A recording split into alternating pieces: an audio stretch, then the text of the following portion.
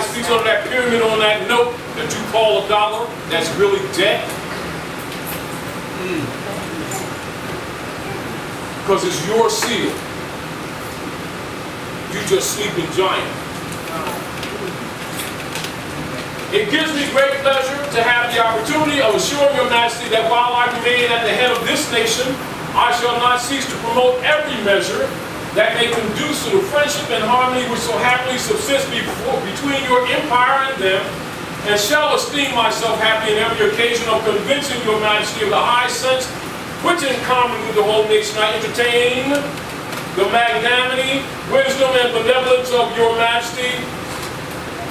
May the Almighty bless your imperial majesty, our great and magnanimous friend, with his constant guidance and protection, signed George Washington. Now I'm going to ask you all another question. Not only with the Europeans, there's all your Negro leader guys that's going to tell you about ancient Egypt, but they don't know this modern history, where you're standing. And y'all don't think COINTELPRO operatives are working amongst you? That's like somebody telling you about the dark side of the moon and then don't know how to get across town.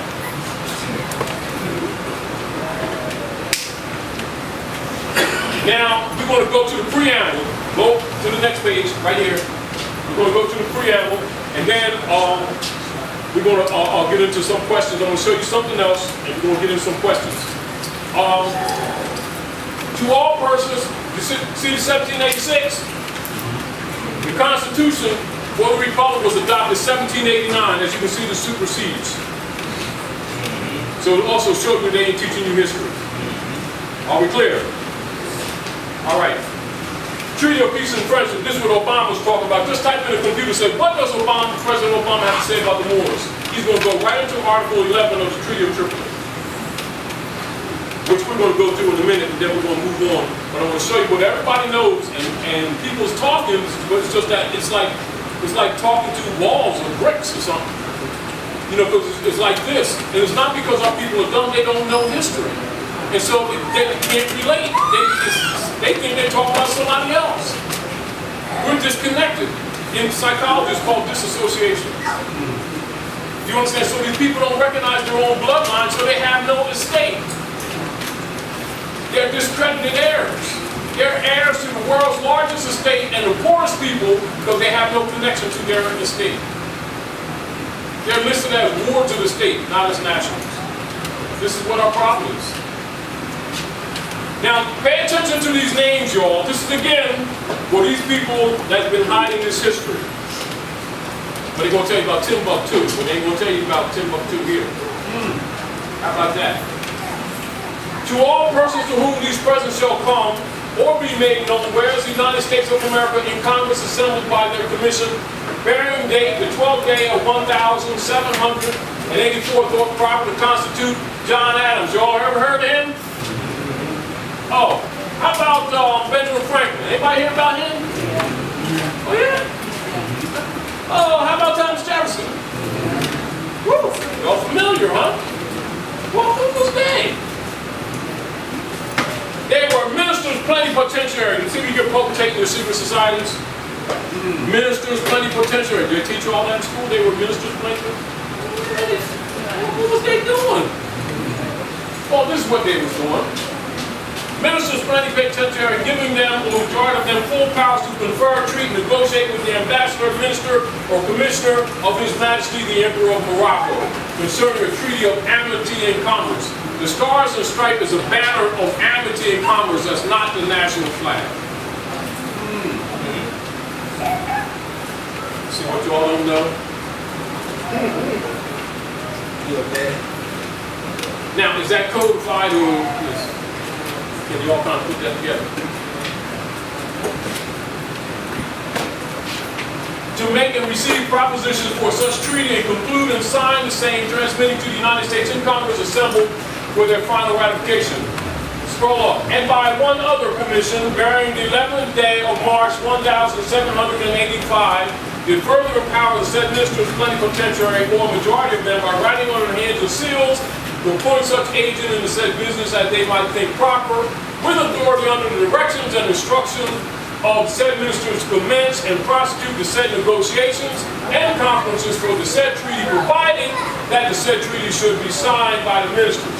And whereas we, the said John Adams and Thomas Jefferson, two of the said ministers plenipotentiary, the said Ben Franklin being absent, by writing under the hand and seal of the said John Adams at London, October the 5th, 1785, and of the said Thomas Jefferson at Paris, October the 11th of the same year, did appoint Thomas Barclay agent in business, aforesaid giving him the powers therein, which by the said second commission we, turn the page, go up. We were authorized to give, and the said Thomas Barclay, in pursuance thereof, both arranged articles for a treaty of amity and commerce between the United States of America and His Majesty the Emperor of Morocco, and sealed with his royal seal, being transmitted into the language of said United States of America, together with the attestations thereto annexed, are in the following words, to wit, in the name of Almighty God, this is a treaty of peace and friendship established between the United States of America, which is confirmed and which we have ordered to be written in the book and sealed with our royal seal at our court of Morocco on the 25th day of the blessed month of Shaban in the year 1200, trusting in God, it will remain a permanent Morocco. That's the name of the land. You're standing on Morocco. This is Europeans being brought into government. Now you understand why they must be Masons. That's the American flag, Al-Moroccan flag. Stars and Stripes is the treaty. Business, commerce. The Constitution is a commerce contract for them doing business at Morocco. Do you understand? Excuse me, Brother Tyler. Yes. That treaty, I mean, the deal between the United States and Morocco, that they have to re-sign it every 50 years? That's if it's perpetual. How many of y'all know this is the world's longest running treaty? Now, see, not enough hands? Why is it that you don't know this and this affects all of your economics, all the politics of the world? And here you are, the heirs to this lost estate, and all these adults and ain't nobody raised their hand. You don't even know the power of the politics, and then you wonder why we're so poor. We don't have to be, we're in dishonor. We don't know ourselves. We're going to tell you what, when God sent Muhammad, and the devil can't be Jesus because he can box no good. We're talking big trash. And don't know ourselves. We're full of crap. Now I want you to turn page, Treaty of Tripoli. Keep on turning the page. Just keep clicking. No on the pages. That way when we find it. No, just keep on clicking, excuse me. Just keep clicking the pages until you, yes. Keep clicking the page. Move over. All right, move over. Go ahead. Move over. Move over. Move over. Keep on going until you find the Treaty of Tripoli. All right, now that treaty, back up. Now go to 11. 11. Go to the next page.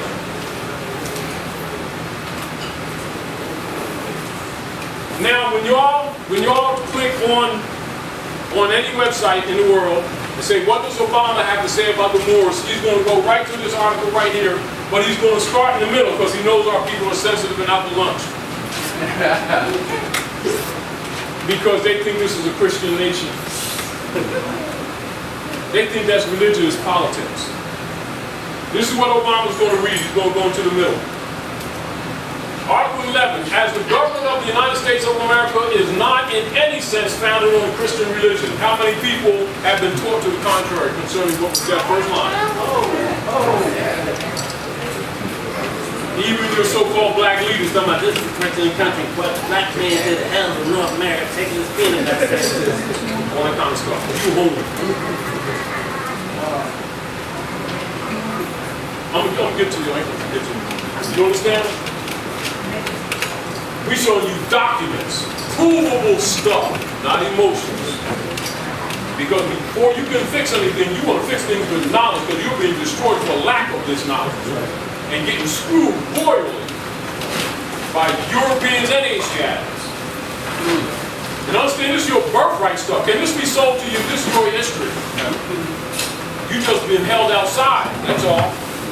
You've been played like a violin with no strings. Anyway, as the government of the United States of America is not in any sense founded on the Christian religion, as it has in itself no character of enmity against the laws, religion, or tranquility of Muslims, and as the said states never have entered into any war or act of hostility against any Mohammedan nation, it is declared by the parties that no pretext arising from religious opinion shall ever produce an interruption of the harmony existing between the two countries.